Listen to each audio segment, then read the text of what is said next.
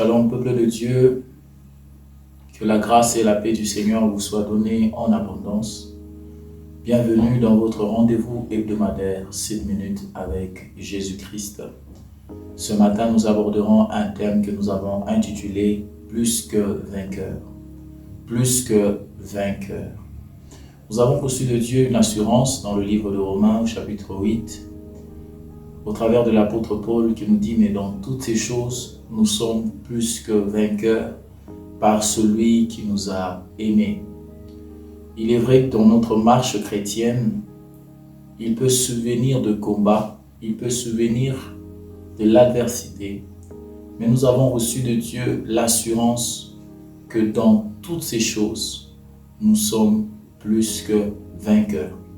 Ce fut le cas d'un homme dans la Bible dont nous lisons l'histoire dans le livre de 2 Chroniques, au chapitre 20, le verset 17. Il est écrit « Vous n'aurez point à combattre en cette affaire, présentez-vous, tenez-vous là, et vous verrez la délivrance que l'Éternel vous accordera. Juda et Jérusalem, ne craignez point et ne vous effrayez point. Demain, sortez à leur rencontre et l'Éternel sera avec vous. » Le roi Josaphat, parce que c'est de lui qu'il est question, à un moment de son règne, fut attaqué par une coalition formée de 3 peuples, de 3 grandes nations. La Bible l'a décrit comme une multitude qui venait contre Juda. Et face à cette attaque, le roi Josaphat est allé chercher la face de l'Éternel, est allé rechercher le secours auprès de l'Éternel. Je voudrais fortifier quelqu'un qui n'a pas arrêté de prier, qui jusqu'en ce jour recherche le secours qui vient de l'Éternel. Mon frère et ma sœur, continue à prier, continue à implorer son secours, car Dieu finira par se révéler comme le véritable secours. Josaphat, ensemble avec tout le peuple, était saisi de peur et de crainte. La Bible dit qu'il avait peur et il a recherché la face de Dieu.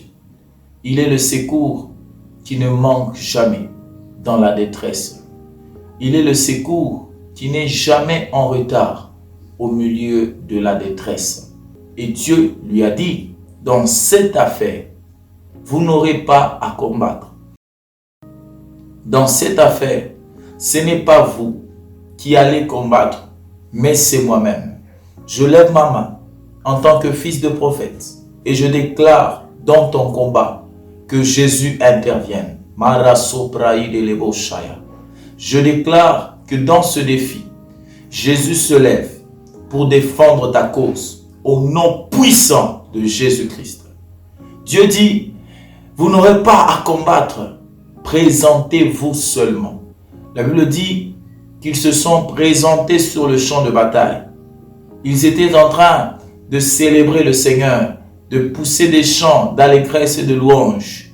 Et alors qu'ils chantaient, alors qu'ils s'étaient présentés, Dieu a fait quelque chose dans le camp de leurs ennemis.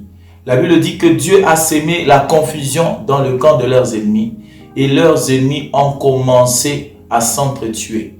Je proclame en cette semaine que la confusion de Dieu entre dans le camp de tous tes ennemis, que la confusion de Dieu entre dans le camp des sorciers, des occultistes, des féticheurs, de tous ceux-là qui ne voulaient pas ton bonheur, au nom de Jésus-Christ.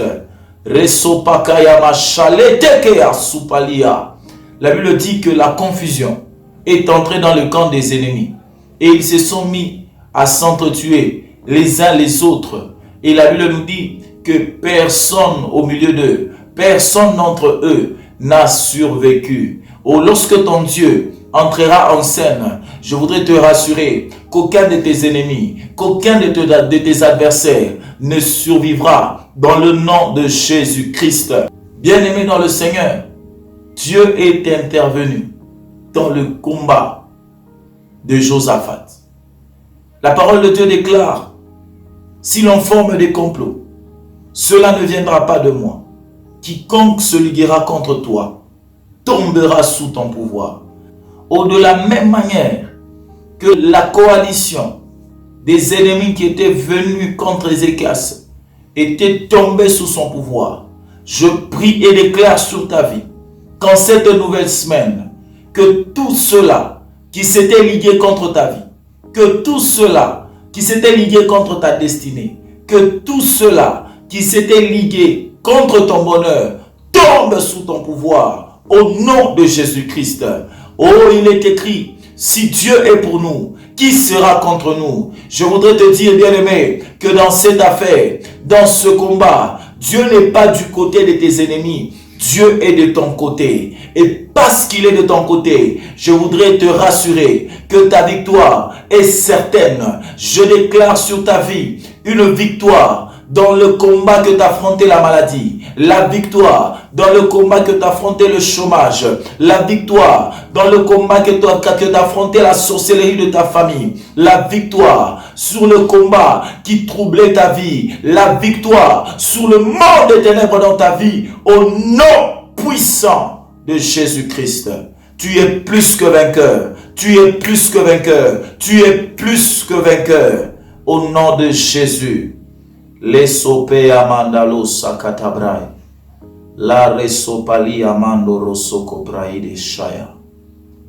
Merci papa, au nom de Jésus. Abba Père, je viens te consacrer leur semaine. Je te prie d'agréer et de bénir leur semaine.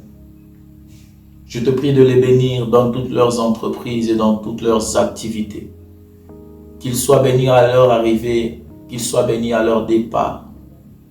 Qu'ils soient bénis dans le champ, qu'ils soient bénis dans la maison. Au nom de Jésus-Christ.